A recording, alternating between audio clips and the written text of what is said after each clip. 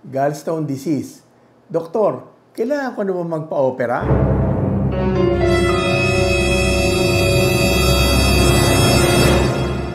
O, Doktor, meron pa ba tayong magagawa para hindi na ako magpa-opera? Siyempre, sino ba naman ang gusto magpa-opera kaagad? Hanggat maaari, medical or conservative management lang, di ba?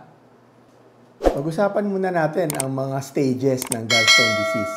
Unang-una, yung lithogenic stage. Pangalawa, asymptomatic stage. Pangatlo, symptomatic stage.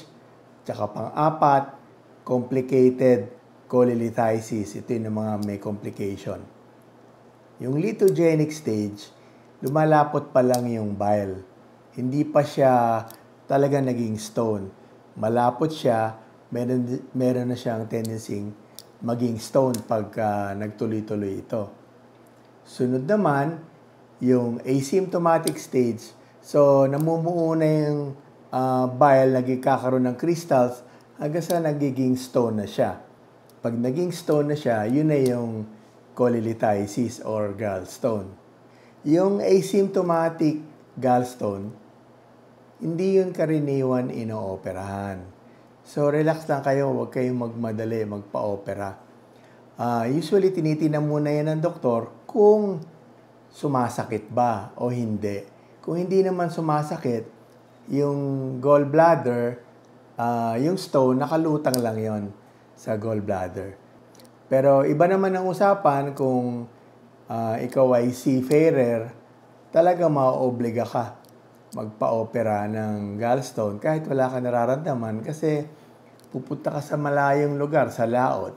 So, walang hospital doon, walang susundo sa'yo doon, kung hindi helicopter, kung sakaling sumpungin ka ng abdominal biliary colic. Yung asymptomatic gallstone, so, inoobserbahan lang yun, hindi yung ginagalaw. Unless na medyo malaki siya, 2 to 3 centimeters yun, kailangan minomonitor ng doktor yon. Kung hindi, at least na magkaroon ng complication o magkaroon ng gallbladder cancer. Yung symptomatic gallstone, ito na yung sumasakit yung sikmura, kumakanan, tago sa likod, tsaka matindi yun, mamamalipit yung pasyente. Ito na usually ang nire-recommend ng doktor na magpa-surgery. Yung laparoscopic cholecystectomy, yung meron 3 butas na maliit na pinapasok sa loob ng abdomen ng pasyente at yung surgeon para siyang sinusungkit habang nanonood ng video. Dati kasi yung open cholecystectomy, yun yung 3-inch na hiwa dito sa right upper quadrant. Pero mas madalas na gawin ngayon yung laparoscopic cholecystectomy kasi mas available na ngayon sa mga malalaking ospital. Paalala nga pala, ang YouTube vlog natin ay hindi replacement sa consultation sa inyong doktor. Kailangan pa rin yung magpakonsulta. Hindi kayo kasi pwedeng umasa sa mga medical vlog lang. Kailangan nyo talaga ng expert advice sa inyong doktor. So, doktor, paano naman kung ayaw ko magpa-opera? Meron ba akong gamot na pwedeng inumin para matunaw yung stone? Meron pong gamot, yung UDCA or ursodeoxycholic acid. Iniinom po ito tablet, no? Usually 300 mg 2 times a day. Kaya lang yung effectiveness niya hindi ganun ka-successful. Tsaka yung risk na bumalik din yung stone, merong 50% chance na bumalik yung stone after several years. Tapos imo-monitor mo siya for several years din. Tsaka mind you, hindi rin mura yung gamot, gagastos ka rin dyan. So ang gold standard pa rin sa symptomatic gallstone is laparoscopic cholecystectomy. Yung mga pasyenteng masyadong maedad na, mahina, high risk sila for surgery, sila yung mga usually binibigyan ng UDCA. Pero kung ikaw bata ka pa lang, at sakit na yung tiyan mo, pag uminom ka ng UDCA, hindi ka rin nakakasiguro. Kaya mas mabuti pang planuhin mo na magpa-surgery ka. Tsaka yung UDCA, hindi lahat ng stone kaya niyang tunawin. Usually, ang natutunaw niyang stone, yung mga cholesterol stones.